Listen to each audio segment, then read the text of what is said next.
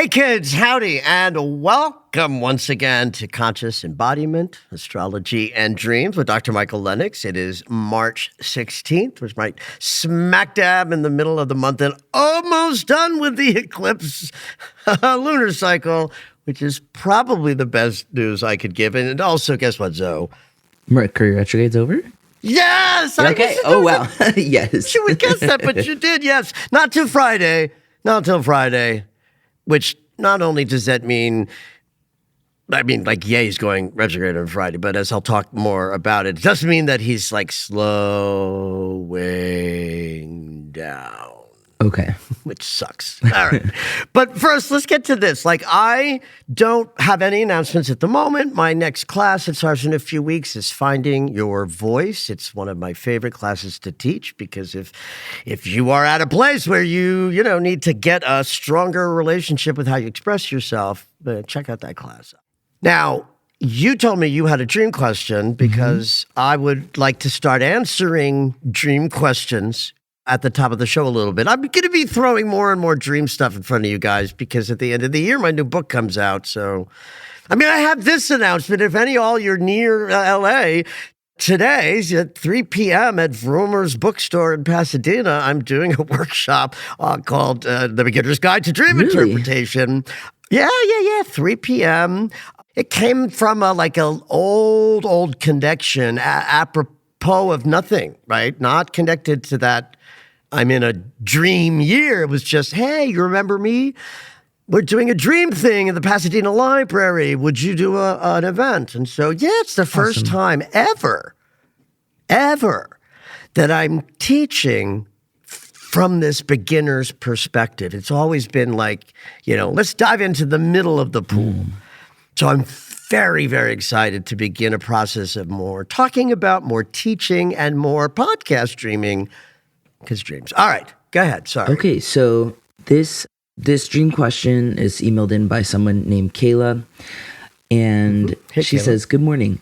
I don't have a dream to share, but rather a question about dream animals that maybe you could answer on the show. Alligators, never crocodiles, have appeared in my dreams very consistently my entire life. No other animal, just the alligator. They're always calm and present.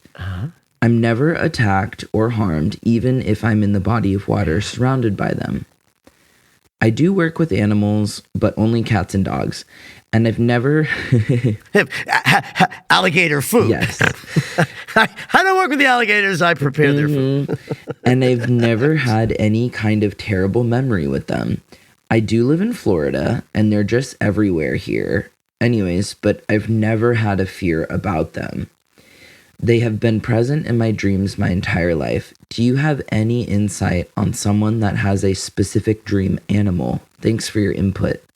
Michael, I find it so fascinating that it's not just a reoccurring, like the alligator's reoccurring, it's that there's no other animal. That's crazy to me. Right.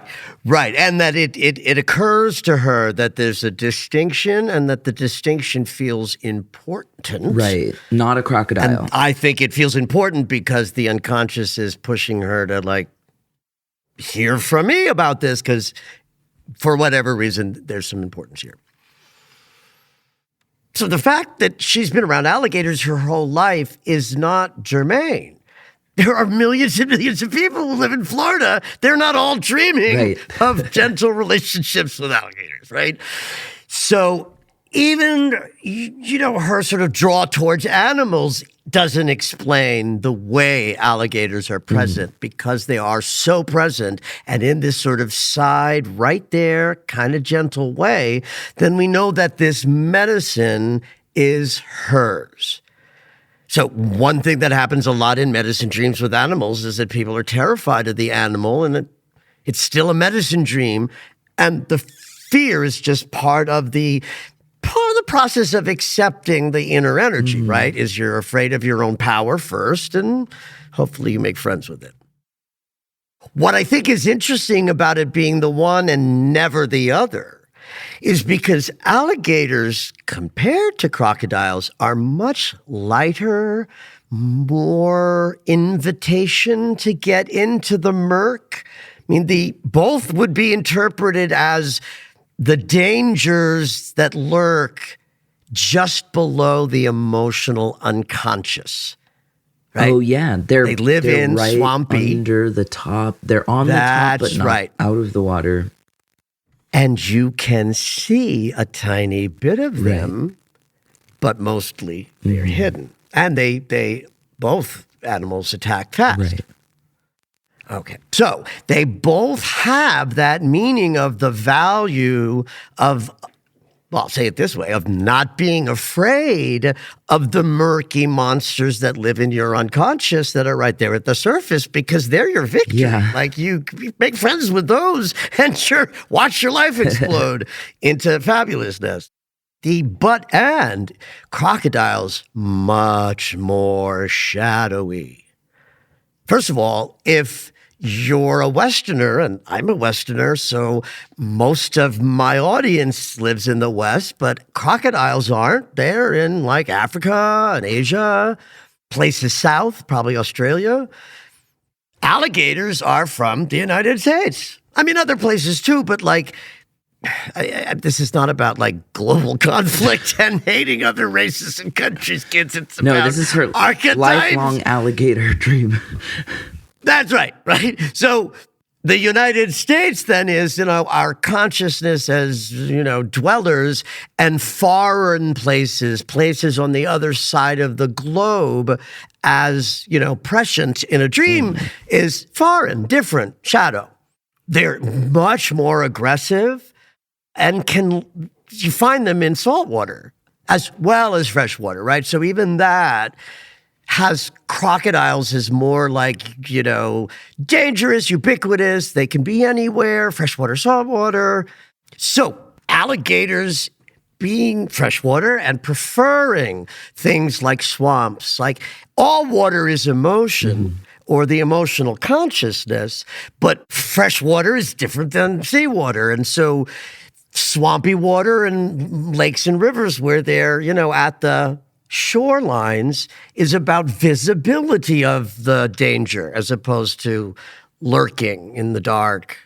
I'm really interested, like, why no other, and like, as we'll have later on the podcast, lion dreams are popular. I feel like dogs, bears, whales, those are all like common dream animals. And I'm so curious about why would a person only have one animal in their dreams? The answer that pops into me when you ask that question is the distinction between a kind of lifelong, inbred sense of guidance beyond the physical limits that's part of this dreamer, right? Like a guide. Yeah. Right? I have several guides that I'm aware of, and they've all been present my whole life, and I can backwards glance and see that teacher who's speaking to you all right now has always been inside of me, not something I had to grow into. I had to dismantle, blockages of arrogance and prove it wound. So this strikes me as that, like this dreamer's version of a kind of energetic guidance, spiritual, visceral, powerful force that's just part of her embodiment, not something she could grow into. The person who's terrified of the lion in their dream is at a place where they have to grow into not being afraid of their power. So on some level, our dreamer is already there.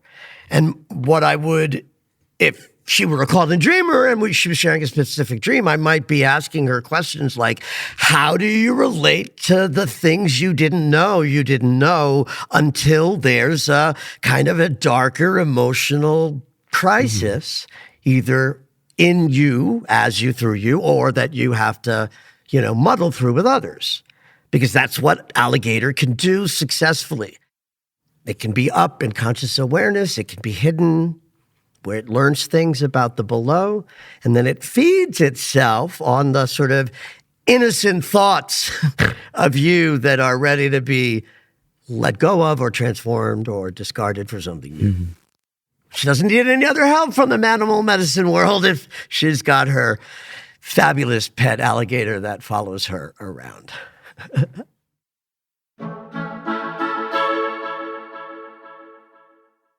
On Wednesday of this week, I am going to throw a party in honor of this new moon in Pisces on Wednesday.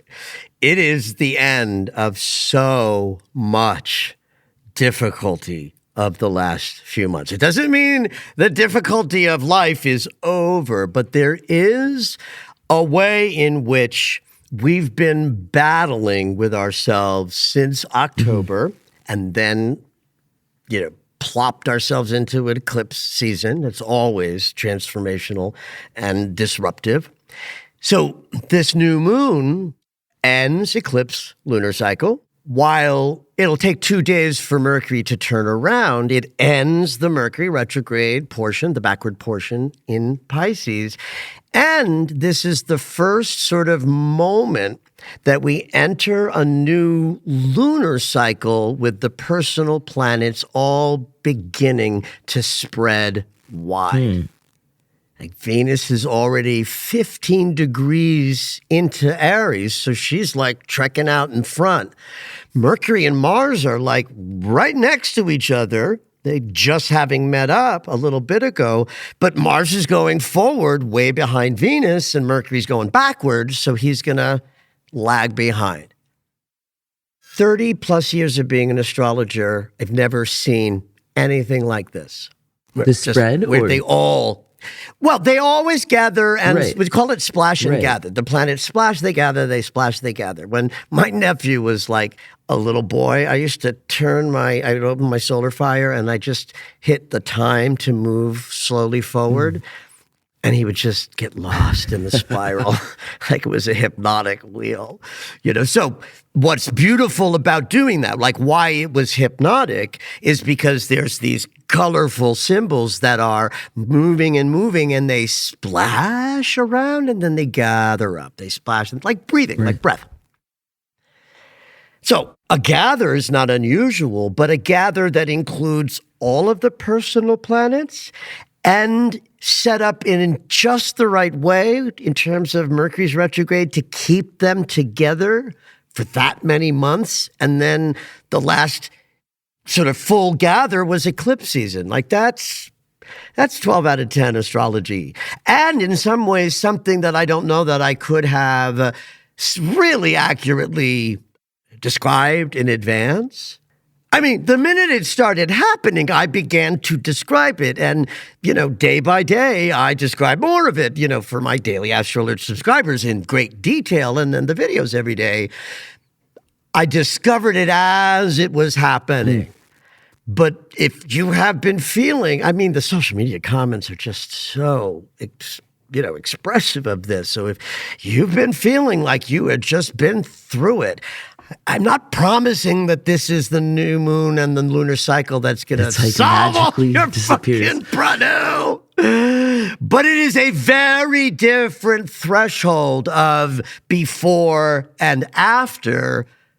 And the after starts on Wednesday with a new moon, 28 degrees of Pisces. It's important to point out with every lunation last year and this year that even if the geometry of the outer planets isn't like exact, it's been holding this grand sextile since last year, the beginning of the year, and will do so till the end of the year and beyond, right? So every new moon has this theme of creating like a new alpha omega opportunity for us at individual level to transform in order to keep up with the transforming outer world. So once Saturn moves a little further in to Aries and leaves Neptune behind, it'll be a little more pure about just the three outers. But it's the trine between slow and fast, change is in place, so loose, and the inspiration and an ideology that drives it is in place. Pisces says we want to connect to oneness, forgiveness, empathy, compassion, all the things that are terribly missing. It's also where we dial up our willingness to commit to a spiritual practice. I'm just sort of laughing because the Pisces energy doesn't have access to like words like you need to practice.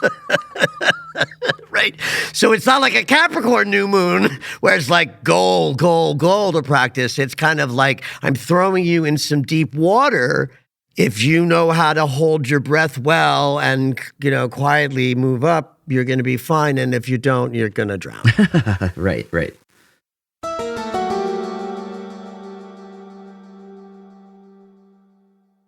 So at the top of the episode today, I talked about how if Mercury is going direct on Friday, that he's like really not moving now.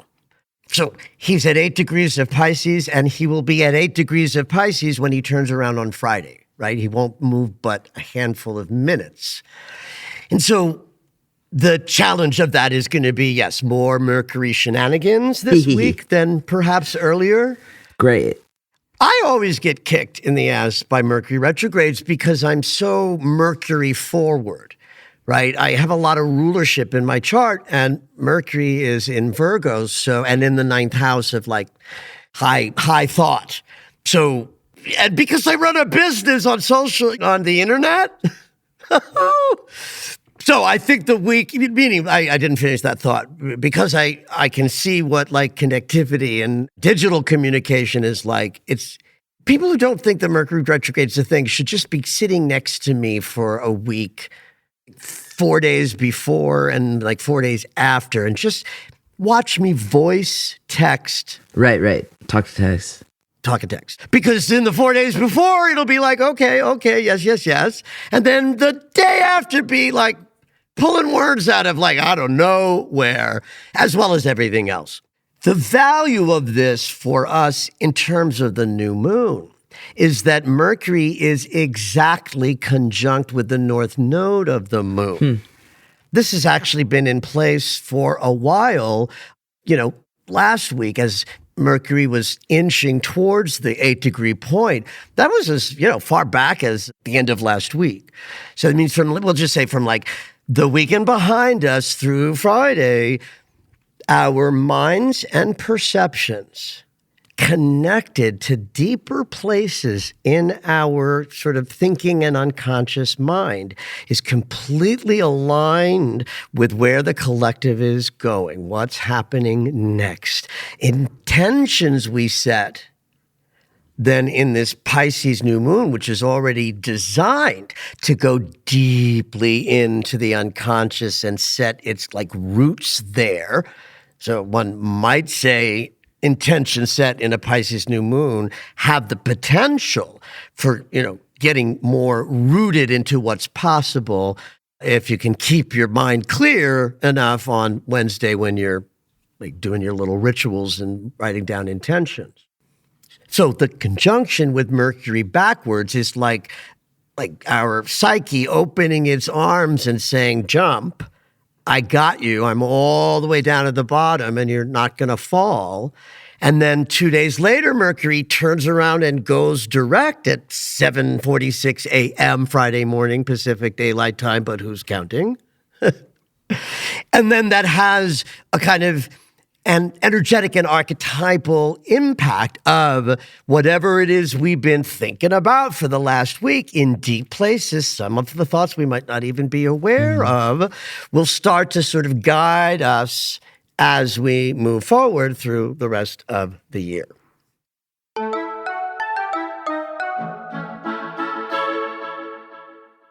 Mars, Mercury, and the North Node are still loosely trining Jupiter in Cancer. And they will both, hit and perfect that right there before the exactness and the principle of application versus separation applies. So Mars at 10 degrees of Pisces is going to inch towards his trine with Jupiter in a couple of days. That's a beautiful manifestation, embodied moment. Mercury will do it much, much later, but he'll take the thoughts and intentions and the ideas of now and shove it in the direction of Jupiter, like in April, which will be beneficial for us. The only challenge I would say that's in the energy of the geometry of the moon itself is that Saturn and Venus, who are far away from each other enough to not be like, to have us in a lesson. We're not in a lesson from their conjunction. It's just a little too far. They are loosely squaring Jupiter.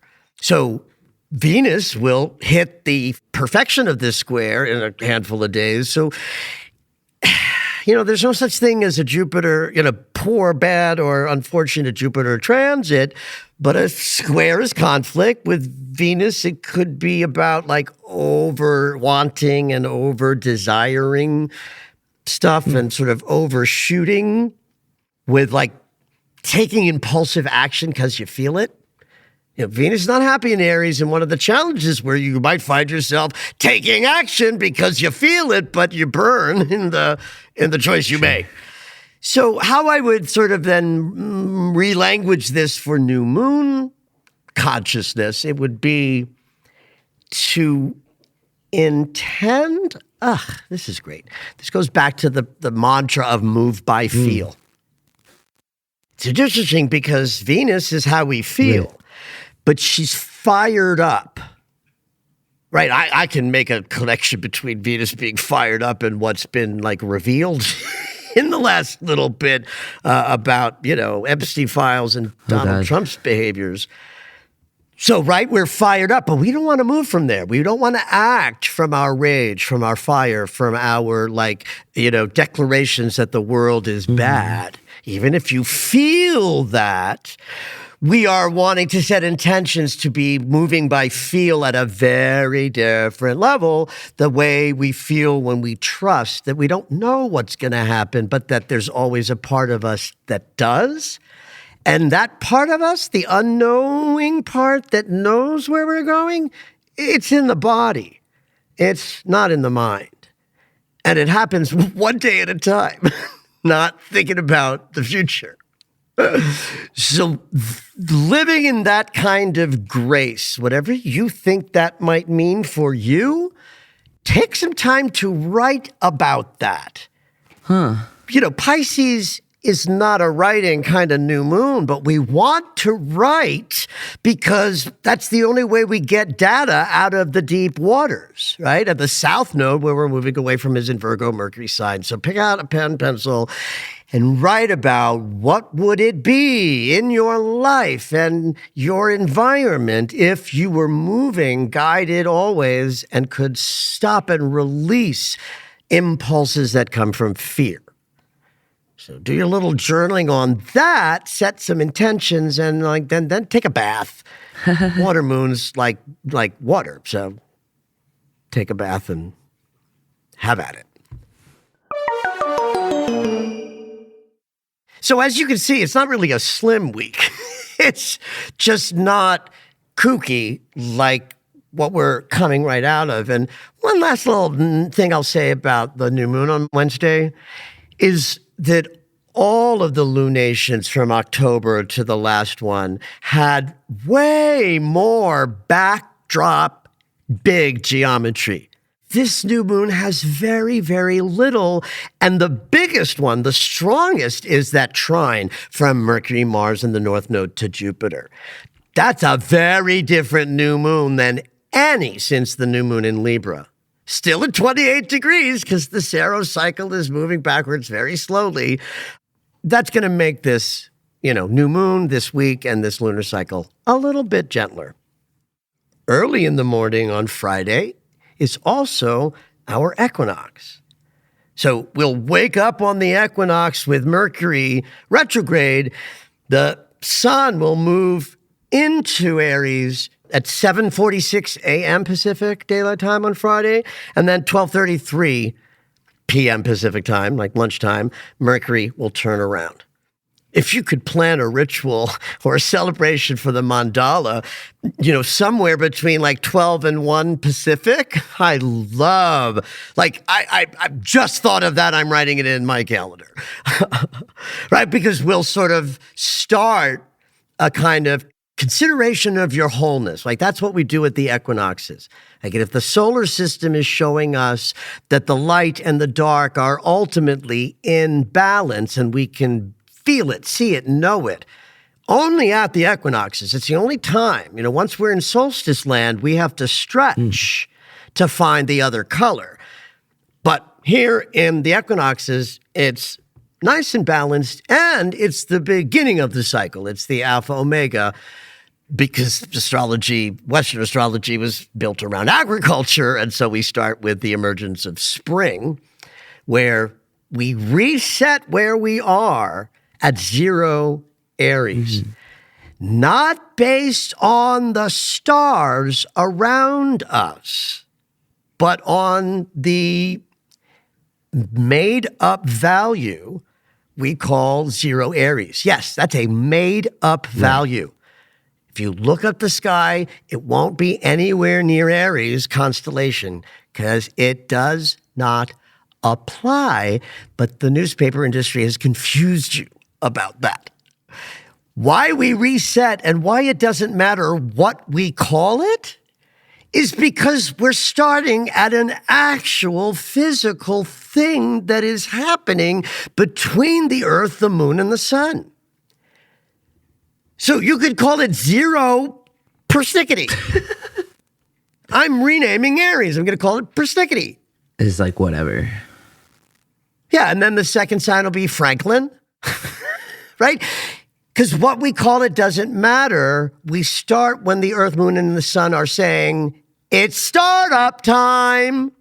See, nothing to do with the stars, never had anything to do with the stars. It was always just the startup sign of the equinox. Thousands of years ago, it would have been more aligned with the constellations, and so the origin stories of those constellations did become the signs, template. But the first sign didn't start with 0 Aries sky placement. It always started with the undeniable sun, moon, earth in balance at the beginning of spring. The equinoxes and solstices are not transits, right? So they're not geometries that our bodies are going to have to chunk through, which is what the planets are. They have geometry. We wake up every day in that geometry, and whatever we're going to do that day has to be done with the energy that's there in the geometry. And because it's wildly accurate when you know how to interpret that geometry, it works. If this is a simulation, astrology is the code.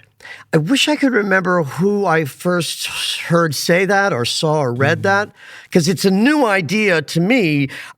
Are we or are we not in a simulation has always just been like, who the fuck cares? It doesn't matter to me. It doesn't matter if it is or if it isn't.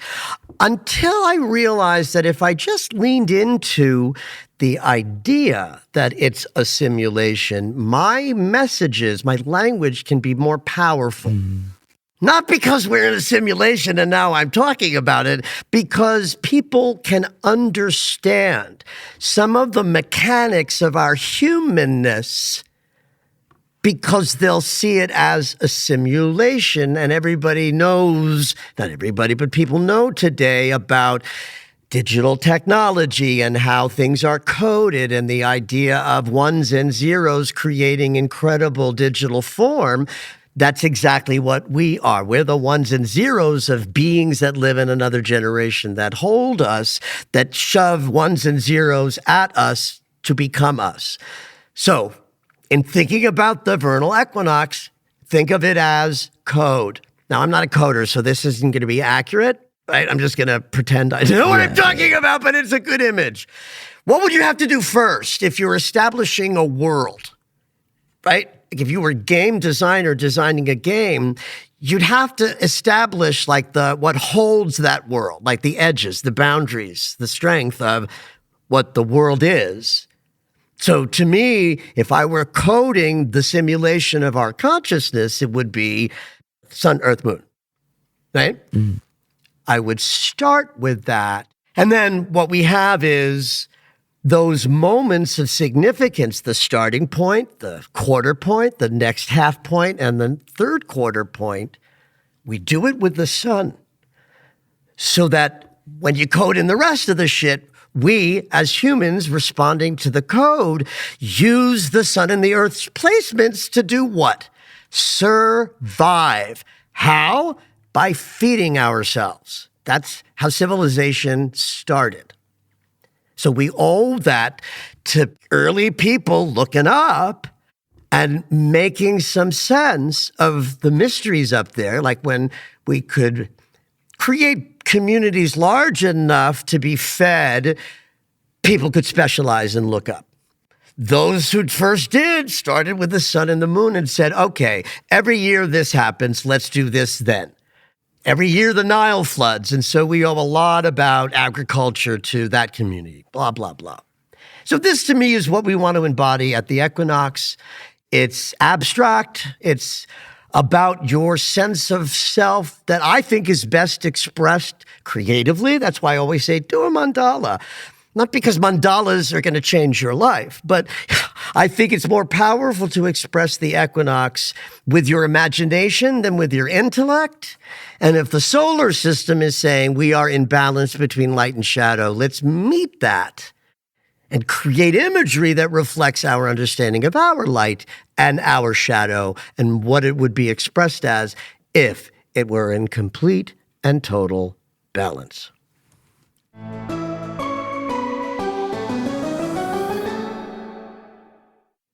So around noon on Friday, our Mercury woes will be not over, but at least it shifts into a different gear, right? He turns around, no longer backward moving. We're not going to bump into the furniture as much. But he also won't move at his regular pace for about 2 weeks.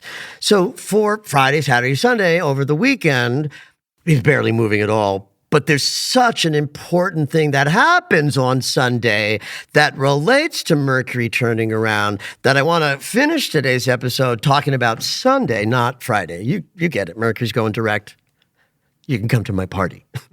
So the great spirit of Neptune is going to receive the sun by conjunction on Sunday.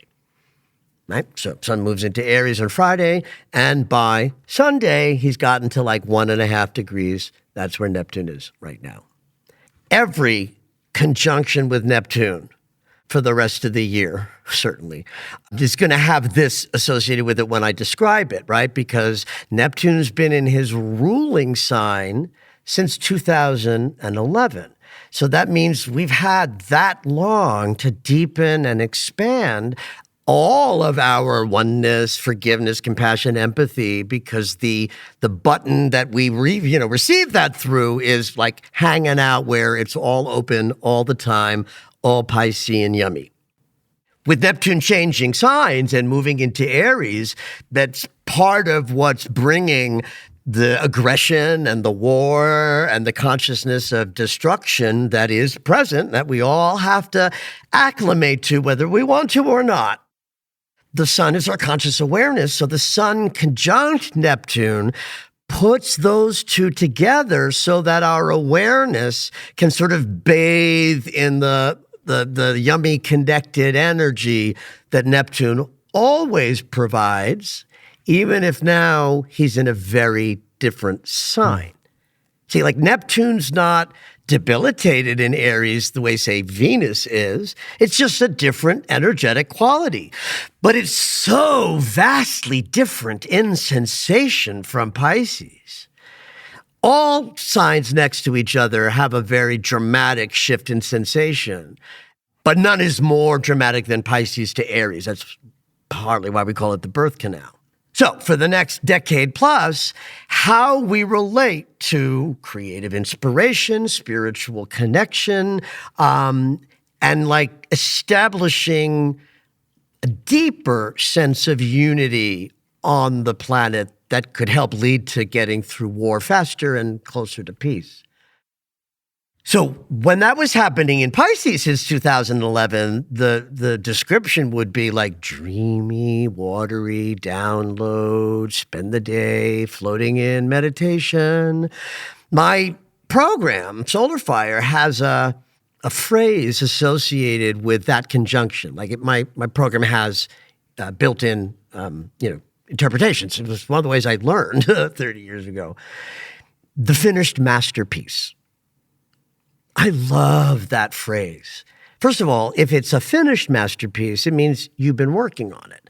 If the Sun and Neptune are the finish of the masterpiece, it has to be begun after the last Neptune connection. So last year, when the Sun hit Neptune in Pisces, we had our final, melting, blending in the watery places. This one's important. It's important that, for my money, it's important that you all spend some time on Sunday when your conscious awareness is directly connected to that Neptune in Aries fire and contemplate how does it feel different? Can you distinguish in your own body between passion and rage? Can you feel anger at what's occurring without being pulled into angry behavior? Because that's not going to help. I don't mean don't act up, kids. Do get into some good trouble. Yeah. Right? But there's a difference between good trouble, which is contained rage, and bad trouble, which is rage takes over.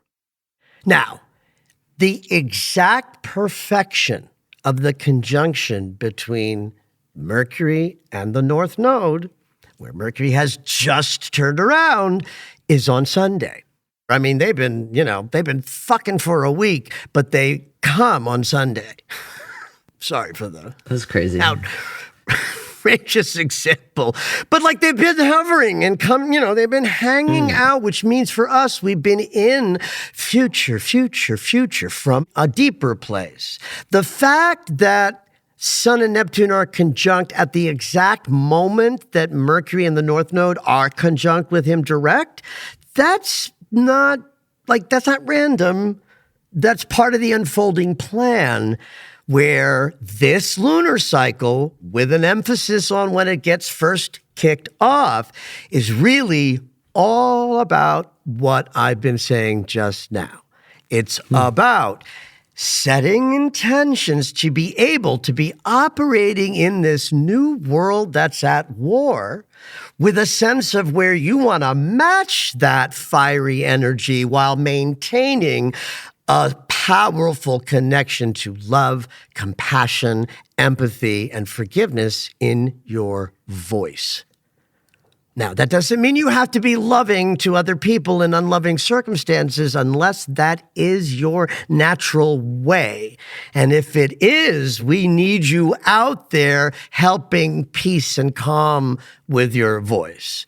And if you're, angry like me, find a way to participate in that, even if it's privately, to periodically scream and rage at the world in an emotional regulating way, right? There's a difference between screaming in terror and sort of screaming as an expression of pent up rage, which we want to all get better at so that we're not, A, bringing that rage to the community, and B, being made more and more internally, personally rageful by the onslaught of the never-ending things to be angry at. Rough times, kids, but we're in a new chapter starting this week. I will carry you through every bit of it from the astrological landscape, and have at it.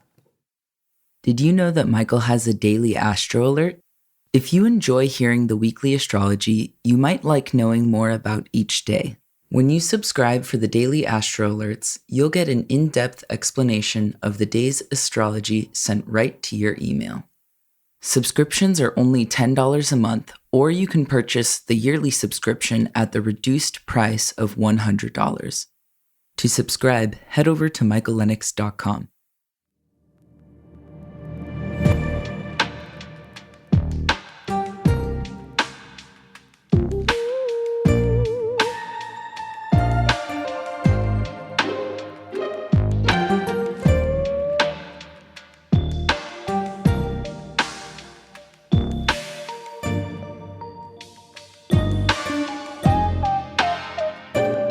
All right, it's dream segment time.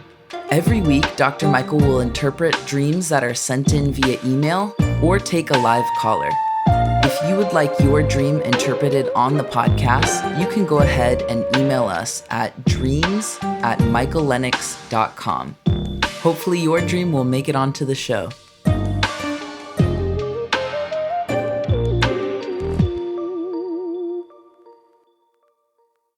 Today we have Grania calling from Ireland. Hey, what you dreaming? So I had a dream where I was at some kind of outdoor event. It was like a fair or a festival type thing. And this is sort of a recurring thing for me, you know, in my dreams where there's lots of people in it. Not really crowded, but just, you know, that feeling there's lots of people milling around. Like if you're, yeah. So like that would be a dream style for you. You frequently find, it's interesting because people have dream styles. I don't ever dream without it being in community, right? Like, and your dream theme and style includes that. Do you go to festivals as a waking life person? Not as much now, no. Oh, okay, but you did. But you I did, have. yes, when I was younger, yeah. Okay, got it. Or have a big family, maybe that's something. But yeah, just the sense that there's lots of people around, you know. Lots of people, but not crowded. No, and there's something going on. It was warm and it was pleasant. And one of the most things that I remember about the dream was the light. So it was really pinky orange, you know, the light that you get around sunset. So it was just really lovely feeling. And people from work were there, but they're not necessarily with me immediately, around me. But they were somewhere around, and I sort of get the feeling that the event was kind of work-related. But it was relaxed and it was calm. And it, you know, it wasn't like expectation that I had to do something for work, you know what I mean? It wasn't like stressful or anything. Yeah. So I was just wandering around. It was all outside and somebody was with me, but they were sort of in the periphery, so I couldn't really see who it was. And then I was in an area that was almost like a circus area, you know, with straw on the ground and animals. And there was lions just sitting there. And you could just walk around them freely. And like I wasn't feeling like nervous or anything that they were there. No, it wasn't like, oh my God, they're not locked up. It was just there they are. Perfectly normal, fine. So then I walked past a male and a female lion. And suddenly, just as I passed them, they kind of swirled around up onto their feet, and from behind I could sort of feel, you know, my arm was behind my back, I could feel one of them with their mouth kind of grab my wrist or my forearm, but it was behind me. Oh, I love this. Yes. I could feel their teeth, and they were gripping me, but it wasn't like sore, it wasn't like they were biting hard, but they were just, you know, just gently kind of holding on to me and sort of pushing me forward.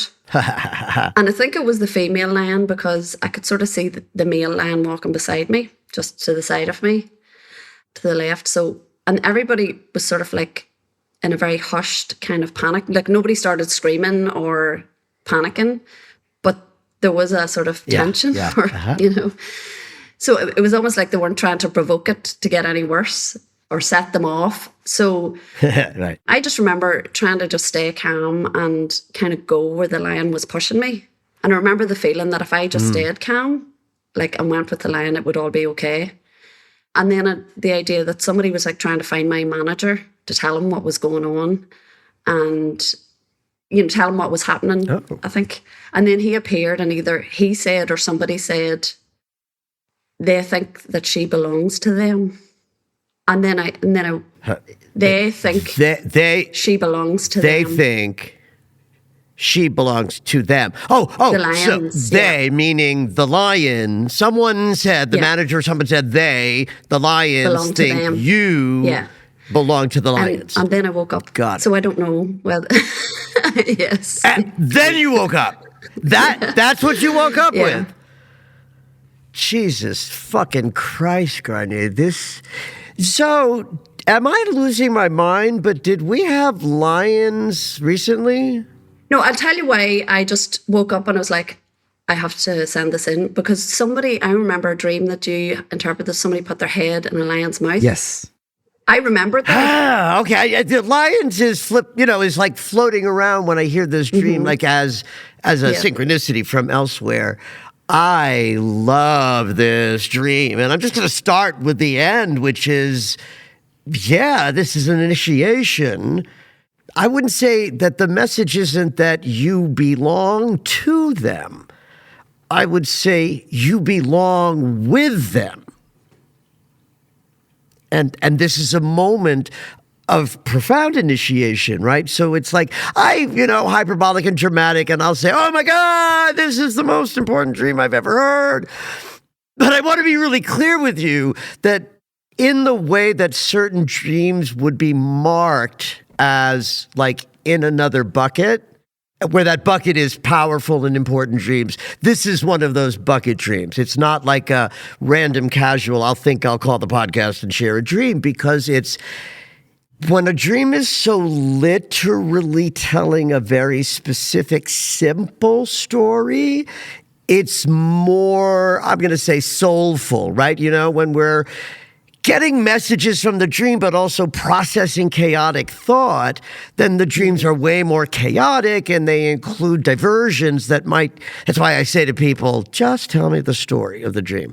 I don't need the 6 places you got off the story. But when a dream like this has an uninterrupted theme of a story for me, then I raise it up a little bit. All right. The fact that you're in a festival and that's a dream landscape for you and natural, so then you're just with you. The other people in the dream, if we think of it as the inner circle where everybody's you, even though this is thematic and routine for you, they're your other thoughts.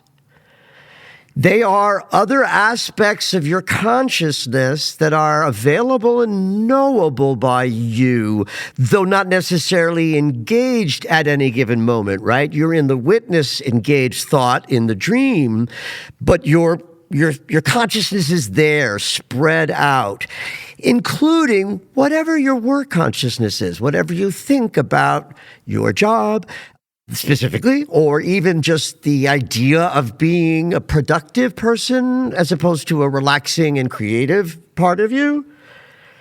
But it's not like a work dream or a stress dream, but this is key, that somehow what's in the mix of your thoughts is, what is your job? What is your responsibility? And I'll stop there and just sort of say that.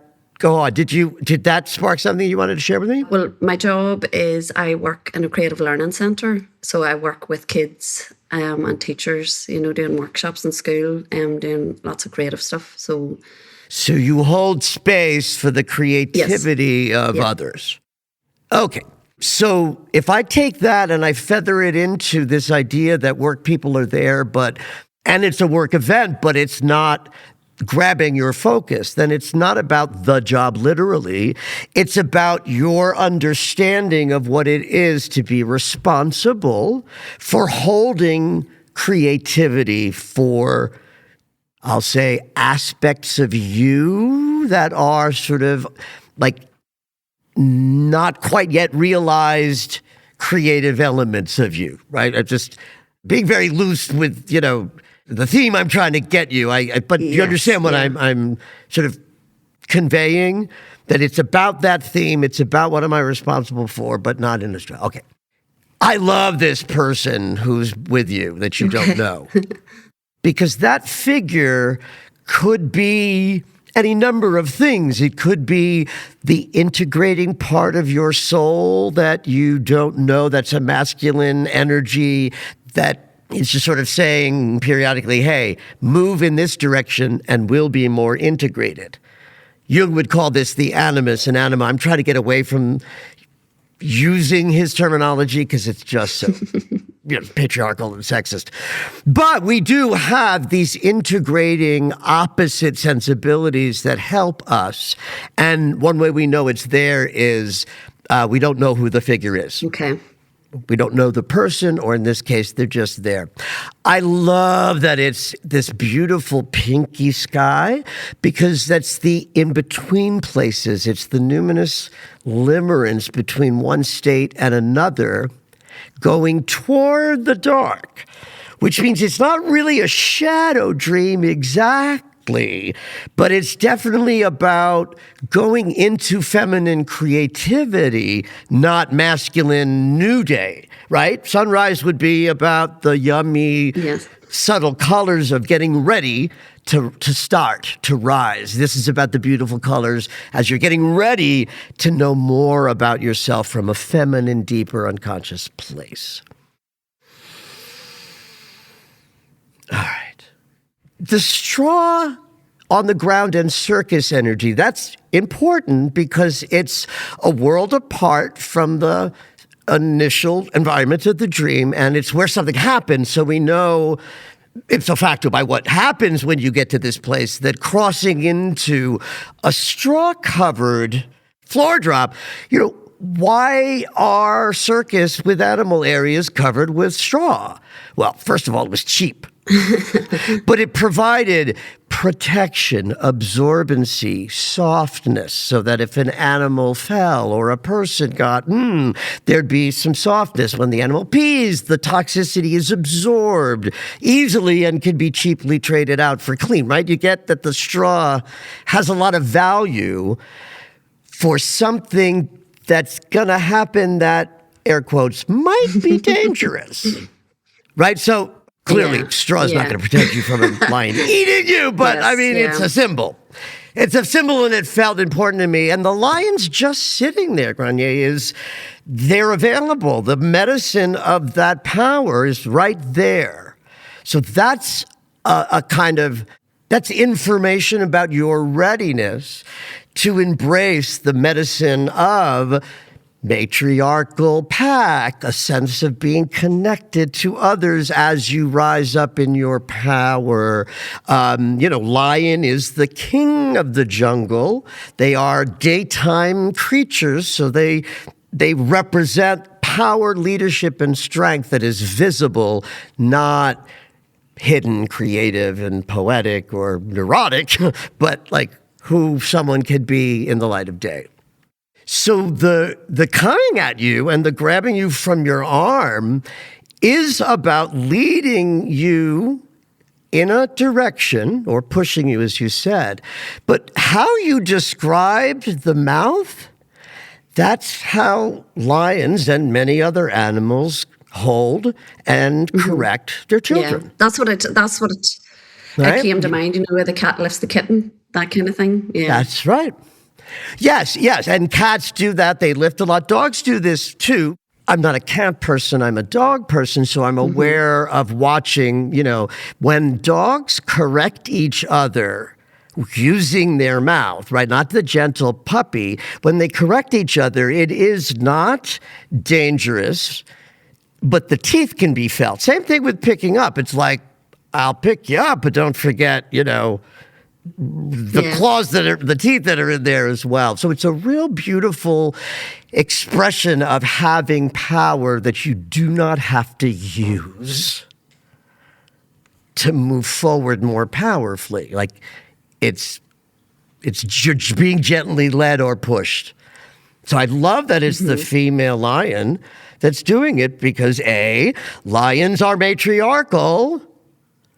So that sort of matches a nice receiving of the medicine.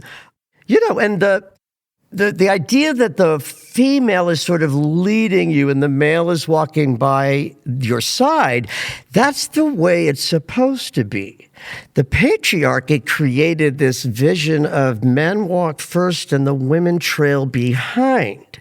But you see, in true balance and integration in 80% of the First Nations cultures, the women moved everything forward and the men asked for permission to add their action choices. But the feminine knows to say yes or no, not randomly, but what is right for the community. Masculine energy does not know what's right for the community. It only knows what's right for it. So this is an initiation for you into that kind of feminine power that can lead, but from an integrated place. How does this dream and my interpretation of it reflect where you're at in your longer arc in your life right now? If it does. It's so lovely that you're describing the lions as as that because I never felt that they were threatening in any way, really. I mean, obviously there was a little bit of the nervousness when it, put its, but Sure, it's a lion. But I never, it never was like like feeling panic or anything like that. Yeah. That counts, Gagne, because in the world where people meet some animal medicine through dreams, it is very, very common for people to be afraid in the initiation dream. To me, it'll still be an initiation dream to medicine, but that it in the moment that you're not in danger. Again, bucket dream. Yeah. It indicates you're at a higher level than in the past. I'm sorry, I interrupted. No, you're all right. I suppose there's a few things maybe that are going on. So, as well as my job, that pays me money, I also am an artist. Yep, just about that. There's just trying to keep that going. And I think one of the other things that came up there is probably my family would be quite matriarchal, if you want to call it that. So my mother and her sisters, and I have a lot of cousins, like millions of cousins, but there's a lot of girl cousins, and we would all, there's quite a strong, female connection across all of that. Like you were saying, obviously we do live in a patriarchal society, but that description of the system where females lead is probably what I've experienced for most of my life, really. Even though the men were around, but, Right. Well, that's the way it's supposed to be. And if that's in your body, then the contribution that you get to be in this time where I've been saying ad infinitum, we all have to find our artistry, our creativity, and our service. And your service is to be creative as an artist. Mm-hmm. The world needs us all to be serving more powerfully. And how you know what that is, what service that is you just start what's inside of you. And if you have your artistry, that's it. Like that's the jam. And I may be projecting this onto your dream a little bit, but in the spirit of the world needs us to be in service at a much higher level, or we may not make it. This would be the time that all of us want to be finding this kind of power in us already that this dream is reflecting. And it tells me that you are energetically and archetypally ready to face the challenges of World War III and everything else that is transforming the world. You are ready in your lane. So, have at it. Thank you. Thank you for listening to Conscious Embodiment, Astrology and Dreams with Dr. Michael Lennox.